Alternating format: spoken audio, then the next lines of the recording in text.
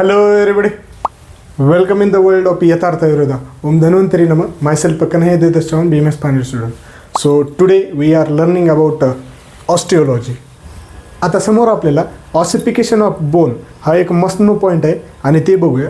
तर त्यामध्ये जर बघितलं मित्रांनो तर आपल्याला दोन त्यांनी प्रोसेस सांगितलेले आहेत. आता त्याआधी आपण ऑसिफिकेशन म्हणजे काय, तर process of formation of bone म्हणजेच ऑसिफिकेशन असे म्हणतात. तर process of formation of bone हे दोन प्रकारे होतात. तर त्यामधले पहिले आहे ते म्हणजे इंट्रामेम्ब्रेनस ऑसिफिकेशन. आता इंट्रामेम्ब्रेनस ऑसिफिकेशन जर बघितलं मित्रांनो तर त्यामध्ये इंट्रामेम्ब्रेनमध्ये असते ते. तर ते कसं सांगतात, तर it involves replacement of a sheet like connective tissue membranes with bony tissue. जे शीट लाईक कनेक्टिव्ह टिश्यू आहे तर त्यांना ते रिप्लेस करून बोनी टिश्यूमध्ये रिप्लेस करतात. तर तेव्हा ते इंट्रामेम्ब्रेनस ऑसिफिकेशन प्रोसेस होते. त्यामध्ये एक्झाम्पल जर बघितले तर flat bones of the skull, irregular bones vertebra आणि क्लॅविकल हे त्याचे इंट्रामेम्ब्रेनस ऑसिफिकेशन बोनचे एक्झाम्पल आहेत. त्याच्यासमोर त्यांनी असं सांगितलेलं आहे की नेक्स्ट त्यांनी सांगितलेलं आहे एंडोकॉन्ड्रल. एंड्रो म्हणजे आतमध्ये, कॉन्ड्रल कॉन्ड्रलच्या आतमध्ये ऑसिफिकेशन कशा पद्धतीने. तर एंडोकॉन्ड्रल ऑसिफिकेशन जर बघितली it involves replacement of the hyaline cartilage with bony tissue. याच्यामध्ये काय होते, हायलिन कार्टिलेज बोनी टिश्यू हे रिप्लेस करून टाकते ते. आणि मग त्यामध्ये जर एक्झाम्पल जर बघितले तर most of the bones of the skeleton are formed in this manner. त्यांनी सांगितलेले की जे मोस्ट ऑफ द बोन्स आहेत ते याच मॅनरमध्ये फॉर्म होतात. तर त्यामध्ये एक्झाम्पल बघितले तर humerus, femur, radius, ulna etcetera etcetera. Okay, एवढं लक्षात ठेवा की इंट्रामेम्ब्रेनस विचारलं तर त्यामध्ये काय येणार, connective tissue replace by bony tissue. एवढं लक्षात ठेवा. आणि एंडोकॉन्ड्रलमध्ये लक्षात ठेवायचं की तुम्हाला hyaline cartilage with bony tissue, एवढं तुम्ही मस्नो लक्षात ठेवा. त्याच्यानंतर त्यासमोर जर बघितलं तर सेंटर्स ऑफ द ऑसिफिकेशन असं मस्नो पॉईंट आहे. आता जे सेंटर्स आहेत त्यामध्ये दोन सेंटर आहेत, एक प्रायमरी सेंटर आणि दुसरा सेकंडरी सेंटर्स. आता सेकंडरी सेंटर्स म्हणजे काय सर आणि प्रायमरी सेंटर्स म्हणजे काय ते आपण बघूया. तर त्यामधले जर बघितलं मित्रांनो तर प्रायमरी ऑसिफिकेशन सेंटर आपण पहिलं बघूया. तर त्यामध्ये जर बघितलं it appears at the centre part of the cartilaginous model. त्यांनी काय सांगितलेले, इट अपियर सेंटर पार्ट. आता आपण हे बोन घेतलं तर या बोनचे तीन पार्ट होतात, अपर एंड, शाफ्ट आणि लोअर एंड. आता यामध्ये जर बघितलं तर प्रायमरी ऑसिफिकेशन सेंटर्स ऑक्युपाय होतो इथं, आणि इथं ऑक्युपाय झाल्यानंतर ते काय होते, सेंट्रल पार्ट फॉर्म करते. त्याच्यानंतर ते काय होते, it spread towards the periphery ते स्प्रेड होते. परंतु आता दिस नॉर्मली अपियर्स बिफोर बर्थ. त्यांनी सांगितलेले की हे जे स्प्रेड होतात हे कधी होतात, हे बिफोर बर्थच्या होतात. परंतु आता याच्यासाठी काही एक्सेप्शन आहेत, जसे की पटेलामध्ये हे बिफोर बर्थ नाही होत, लक्षात ठेवा. त्याच्यानंतर दिस आर मोस्टली 1 in नंबरच असतात. आता याच्यामध्ये पण एक्सेप्शन आहेत की क्लॅविकल हे 2 आहेत म्हणून. तर एवढं लक्षात ठेवा, प्रायमरी ऑसिफिकेशन सेंटर हे कुठे अपियर्स होते, centrally part of the cartilages model. आणि ते काय करतात, स्प्रेड थ्रू पेरिफेरी आणि बिफोर बर्थ. एवढं लक्षात ठेवा, तीन गोष्टी लक्षात ठेवायच्या याच्यामध्ये तुम्हाला. It appears at central cartilages model, it spread towards the periphery आणि इट अपियर्स बिफोर बर्थ. बस तीन गोष्टी लक्षात ठेवा याच्याबद्दल. त्याच्यानंतर समोरचे जर बघितलं तर समोरचे ते सेकंडरी ऑसिफिकेशन सेंटर. आता सेकंडरी ऑसिफिकेशन सेंटर जर बघितलं मित्रांनो तर त्यामध्ये it appears at epiphyseal part of the bone. Epiphyseal आपल्याला माहिती आहे अपर एंड आणि लोअर एंड. इथं इपिफायजियल प्लेट असते आणि इथंच आपण इपिफायसिस म्हणून म्हणतो, आणि मग तिथंच ते सेकंडरी ऑसिफिकेशन सेंटर असते. तर अशा पद्धतीने त्यांनी सेकंडरी ऑसिफिकेशन सेंटरचं लोकेशन सांगितलेलं. कळलं इथपर्यंत? कळलं का डोक्याच्या वर चाललंय? कळालं ना?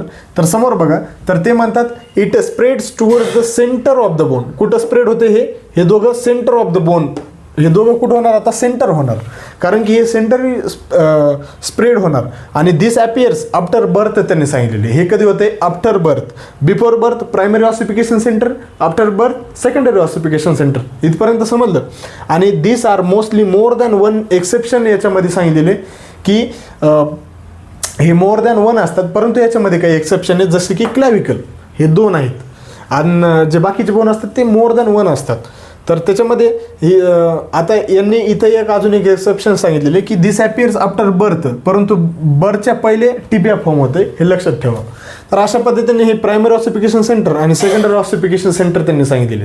तर इथं तुम्हाला याच गोष्टी लक्षात ठेवायच्या की प्रायमरी ऑसिफिकेशन सेंटरमध्ये जर बघितलं मित्रांनो तर त्यामध्ये it appears at the central part of the cartilaginous model सांगायचं. त्याच्यानंतर it spreads towards the periphery आणि इट अपियर्स बिफोर बर्थ. बस आणि मोस्टली 1 इन नंबर राहते. त्याच्यानंतर secondary ossification centre, it appears at the epiphyseal part of the bone, this spreads towards the centre of the bone. त्याच्यानंतर this appears after birth आणि this are mostly more than 1 in number. अशा पद्धतीने हे तुम्हाला या points याच्यामध्ये लक्षात ठेवायचे. तर इथंपर्यंत समजलं का तुम्हाला हे ऑसिफिकेशन सेंटर. आता समोर आहे आपलं लास्ट पॉईंट, ते म्हणजे clinical application of the bones. तर क्लिनिकल ॲप्लिकेशनमध्ये जर बघितलं तर पहिलं आहे ऑस्टिओपोरोसिस.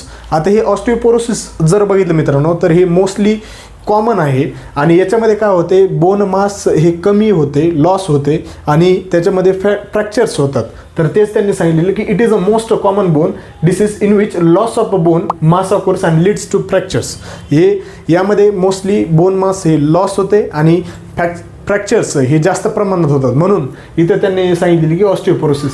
आता याच्यामध्ये ग्रुप जर बघितलं तर मोस्ट प्रोन ग्रुप याच्यामध्ये एल्डरली पर्सन आणि menopausal woman, post menopausal woman हे असते. याच्यामध्ये एक्झाम्पल लक्षात राहू द्या, MCQला पण येतात आणि तुम्हाला पेपरमध्ये पण लिहावं लागते. तर त्याच्यासमोर जर बघितलं तर ट्युबरक्युलोसिस हे जर समजा पर्टिक्युलर एखाद्या बोनला झालेलं असेल तर त्यांनी सांगितलेले की may spread to bone, especially long bones, wrist आणि अँकल बोन्स. हे 3 बोन्सला ते मोस्ट कॉमन आहे आणि त्याच्यामध्ये जर समजा ते जर स्पाईनमध्ये ऑक्युर झाला तर त्याला आपण पॉट्स डिसीज असं म्हणतो. अशा पद्धतीने त्यांनी या ट्युबरक्युलोसिस बोनच्या बद्दल त्यांनी सांगितलेले. इथपर्यंत समजलं. आता समोरचा डिसीज आहे ते म्हणजे ऑस्टिओमायलिटिस. ऑस्टिओमायलिटिस ITIS जर लागला मित्रांनो तर लक्षात ठेवा इन्फ्लामेशन होते.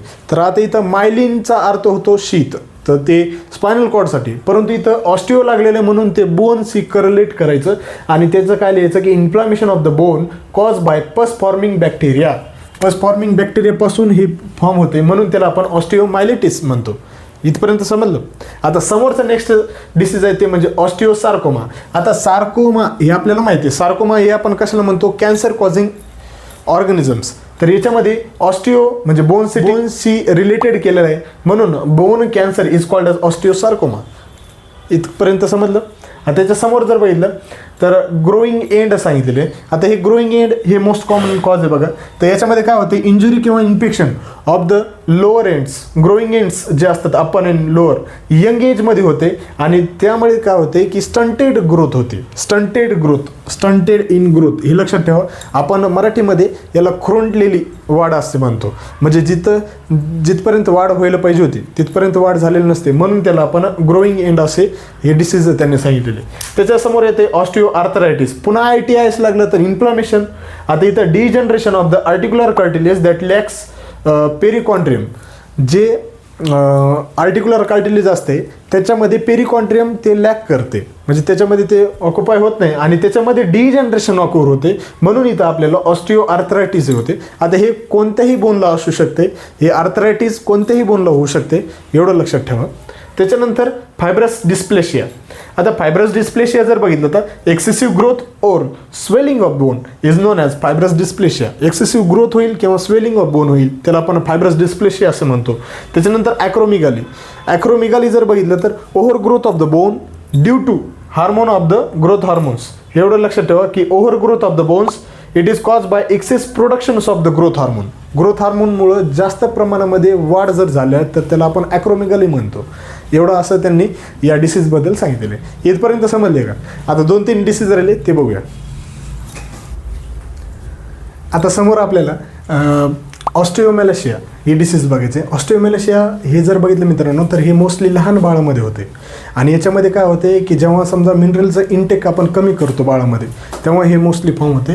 तर तेच इथं मॉडर्नमध्ये सांगितलेलं की it is a softening of the bone असं पण त्याला म्हणतात.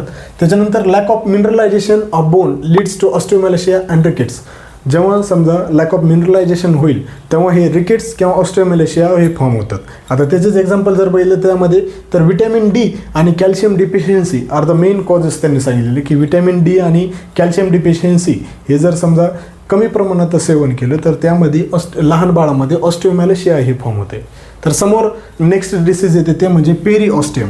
आता पेरिऑस्टियम याच्यामध्ये जे ऑस्टिओब्लास्ट असतात ते बोन फॉर्मिंग सेल्स असतात आणि ते ग्रोथ करण्यासाठी मदत करतात. परंतु त्यामध्ये काय होतं मित्रांनो, त्यामध्ये सेन्सरी नर्व्ज असते आणि ते पेनफुल असतात. तेच इथं त्यांनी सांगितलेले की it contains cells called as osteoblast. Osteoblast नावाचे सेल्स असतात आणि ते काय करतात, that help in the bone growth, ते बोनची वाढ करण्यासाठी मदत करतात. आणि इन हिल तर फ्रॅक्चर हिलिंग करण्यासाठी सुद्धा त्यांचा उपयोग होतो. तर समोर ते म्हणतात की it is supplied by sensory nerves, आणि त्याच्यामुळं ते sensory pain, sensory nerves supply असल्यामुळे तिथं सेन्सिटिव्ह टू पेन असते, त्याच्यामुळं त्यांनी पेरिओस्टेम असं त्यांनी सांगितलेले. त्याच्यानंतर नेक्स्ट येते ते म्हणजे रिकेट्स. आता रिकेट्स जर बघितलं मित्रांनो तर रिकेट्स हे मोस्टली वीक आणि ब्रिटल बोन्स असतात आणि that fractures easily, it is seen in children.